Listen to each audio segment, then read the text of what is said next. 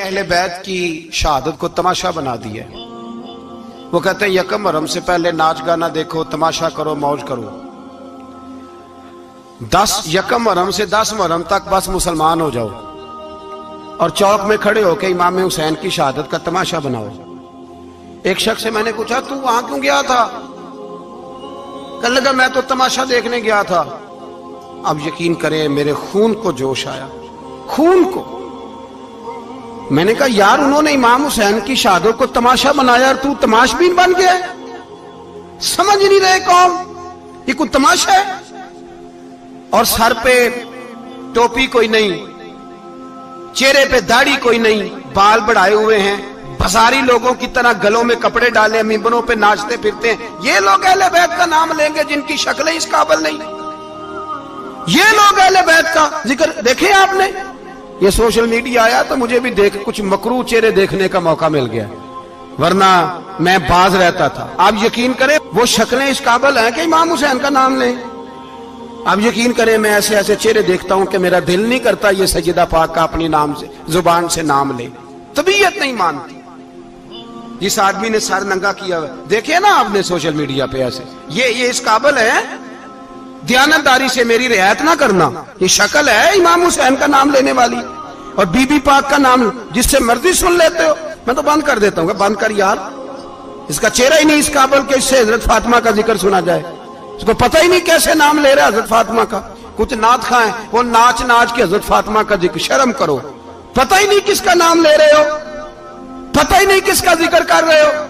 ऊंचा बोलना, दाद देना, ये करना, उठ के खड़ी, ये तमाशा है कोई अहले बैत का जिक्र? पता ही नहीं किसका तज़किरा कर रहे हो। जानते हो ये कौन है?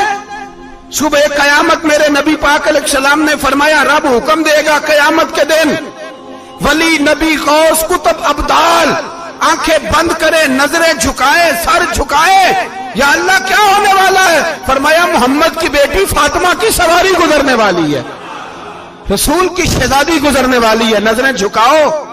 पता ही नहीं ये कौन है, किसका जिक्र कर रहे हो, और नाचते फिरते हो, खबर ही नहीं तुम्हें। मेरे दादा मुर्शद मुफ्ती आजम हिंद मौलाना मुस्तफा रजा खान आला हजरत के छोटे बेटे, उनका एक मुरीद अपने किसी दोस्त से कहने लगा मेरे पीर मुफ्ती आजम है। उसने कहा तुम सुन्नियों का तरीका है, जिसको बनाते हो आजम ही बना देते हो, इमाम तो आजम, आला हजरत तो आला हजरत, मुफ्ती तो मुफ्ती है, तुम्हारा तरीका है। उसने कहा नहीं मेरे पीर वाकई बड़े आलिम है। उसने कहा मैं जाऊंगा ऐसा मसला पूछूंगा तेरे पीर को जवाब ही नहीं आएगा। वो साथ ले गया। जब सरकार मुफ्ती आजम की खिदमत में, आला हजरत के बेटे वो भी छोटे वाले, तेरी नस्ल पाक में है बच्चा बच्चा नूर का, छोटे बेटे आला हजरत के बैठक में बैठे थे तो वो आ गया इतराज करने वाले को लेके, आपका मुरीद पूछ ले जो मसला पूछना है। बैठक के 2 दरवाजे थे, एक बार खुलता था एक घर में। बैठे सलाम कलाम के बाद कैसे आए हो? कहा हुजूर ये कोई बात पूछना चाहता है। और वो रस्ते में कह रहा था मैं ऐसा सवाल पूछूंगा तेरे पीर को जवाब ही नहीं आएगा। रस्ते में ये बातें करता आ रहा। कहा पूछो। उसने पूछा, कहने लगा जी बताइए नबी पाक अलैहिस्सलाम की 4 बेटियों के नाम क्या हैं? तो मुफ्ती आजम हिंद उठे, जो दरवाजा अंदर खुलता था उस कमरे से अंदर चले गए। वो इतराज, तनकीद आसान होती है, तामीर मुश्किल होती है, इतराज लोग फटाफट कर लेते हैं। कहने लगा तो तेरे पीर को तो 4 बेटियों के नाम नहीं आते, वो किताब देखने चले गए, वो तो देख के बताएंगे, उनको तो नाम नहीं याद। पर क्या करे, फाजले बरेलवी का कमाल ही बड़ा अनोखा है।